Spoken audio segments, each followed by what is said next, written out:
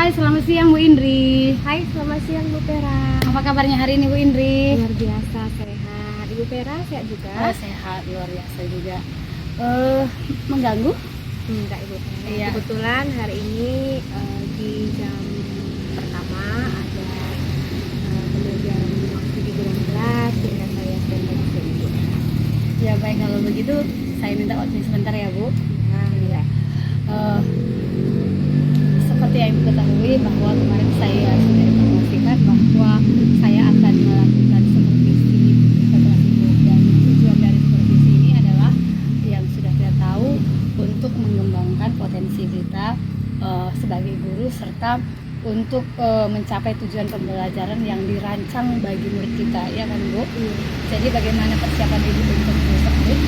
Sejauh ini persiapan saya udah hampir matang. Saya sudah siap PT dan kelas juga sudah saya atur dengan sebaik mungkin agar anak-anak juga belajar menyenangkan, nyaman dengan kelas. Oke, itu merupakan persiapan dan langkah-langkah untuk kesana untuk besok ya Bu ya. Kira-kira materi apa yang Ibu akan sampaikan besok? Saya akan membawakan materi tentang bagian-bagian dari bunga dan reproduksi dari bunga. Metode yang digunakan? Saya akan menggunakan metode pembelajaran seperti metode pembelajaran cooperative learning, pendekatan pembelajaran yang positif, metode pembelajaran bisa berdiskusi, kelompok, dan beberapa Dan tujuan dari pembelajaran yang akan dicapai nanti? Menurut RPP yang sudah saya buat nih Bu ya, tujuan pembelajaran yang pertama adalah mengamati bunga. Siswa mampu menjelaskan bagian-bagian dari bunga. Yang kedua, tujuan pembelajarannya siswa mampu menjelaskan perkembangbiakan generatif melalui gambar yang dilihat. Ya luar biasa ya, itu sudah sangat jelas ya tujuan pembelajaran itu. Untuk mencapai tujuan pembelajaran itu pasti ada langkah-langkah yang harus dilakukan, kan seperti itu kan Bu? Untuk langkah-langkah untuk mencapai tujuan pembelajaran itu yang Ibu Indri akan lakukan nantinya seperti apa? Kalau berbicara mengenai langkah-langkah Bu, tentunya ada pendahuluan ya.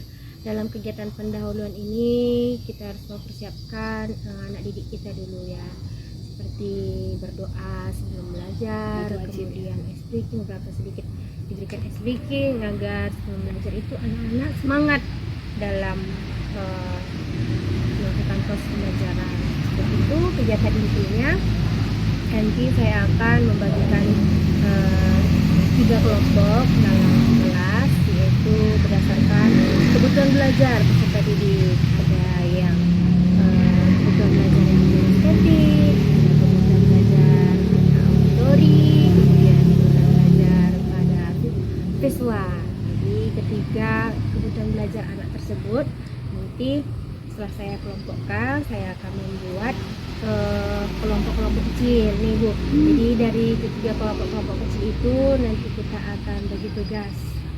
Jadi setiap kelompok kecil kita buat ketua kelompok masing-masing. Jadi ketua kelompok itu juga akan bertugas untuk melihat suatu kondisi dari teman-temannya, dan dia juga akan bertanggung jawab atas teman-temannya di dalam kelompok itu. Kemudian setelah mereka nanti menyelesaikan tugas kelompok, dia akan mempresentasikannya Bu Luar biasa ya. dalam kelas satu. Begitu dia Bu, kurangnya. Mantap sekali persiapan untuk besok ya, dan RPT-nya pun sudah sangat jelas untuk besok untuk mencapai pembelajaran itu ya, tujuan pembelajaran itu sendiri. Ya baik, kendala kalau setiap kita dalam pembelajaran itu mungkin ada kendala seperti itu. Kira-kira untuk mengatasi kendala-kendala yang akan dihadapi nantinya. Kalau berbicara mengenai kendala sih Bu, tentunya sebagai guru kita harus lebih kreatif, inovatif, lebih punya berbagai macam cara nih. Kita tahu di dalam kelas itu kan anak berbeda minat dan bakatnya. Jadi untuk mengatasi kendala itu kembali kepada diri sendiri sih Bu. Saya harus lebih aktif lagi, mengatur waktu, mengatur strategi, memilih cara pembelajaran yang semenarik mungkin.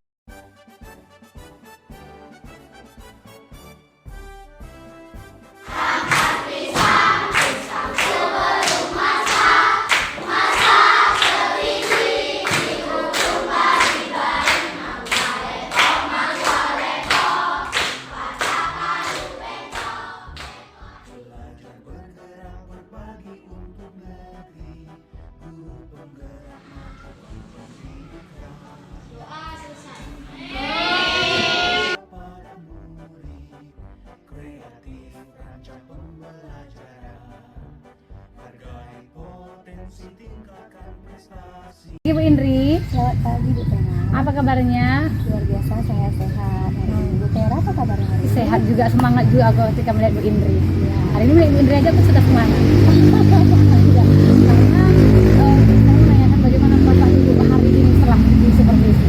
Perasaan saya setelah supervisi agak nervous sedikit karena saya diperhatikan ya Bu tadi ya kan, walaupun diperhatikan tapi tetap saya semangat di dalam kelas. Jadi alur pembelajaran pun masih sesuai dengan RPP.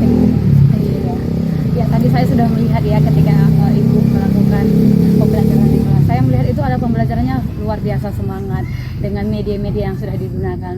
Tapi kira-kira menurut Ibu kendala apa yang Ibu hadapi tadi ketika saat dilakukan supervisi? Ya, ada sedikit kendala Bu ya, karena kan saat mengelompokkan anak-anak itu ada 3 kelompok ya Bu ya. Oh iya tadi. Jadi ada yang kinestetik, ada gaya belajar yang auditori, ada yang visual. Nah, sesuai dengan diskusi yang mereka lakukan sedikit ada. Nah, saya sebagai guru harus lebih ekstra melihat setiap kebutuhan belajar mereka. Yang visual harus diperhatikan, kebutuhan belajar visual, yang kinestetik kembali kinestetik, ke auditori, dan juga saya harus memperhatikan setiap kebutuhan belajar setiap peserta didik begitu. Berarti kendalanya tadi waktu pengelompokannya ya. Kira-kira Bu, langkah apa yang Ibu akan lakukan untuk mengatasi kendala itu Ya, jadi ke depannya? langkah yang saya harus lakukan mungkin lebih membuat alur pembelajarannya lebih terperinci. Saya rasa memilih salah satu aja dulu gaya belajar yang diterapkan dalam kelas ya, seperti itu. Mungkin harus di gaya belajar kinestetik yang lebih didominankan di depan, yang gaya belajar auditori begitu Bu. Ya baik, bagus sekali memang harus seperti itu ya Bu, harus tahu kenyataannya yang langkah apa yang dilakukan.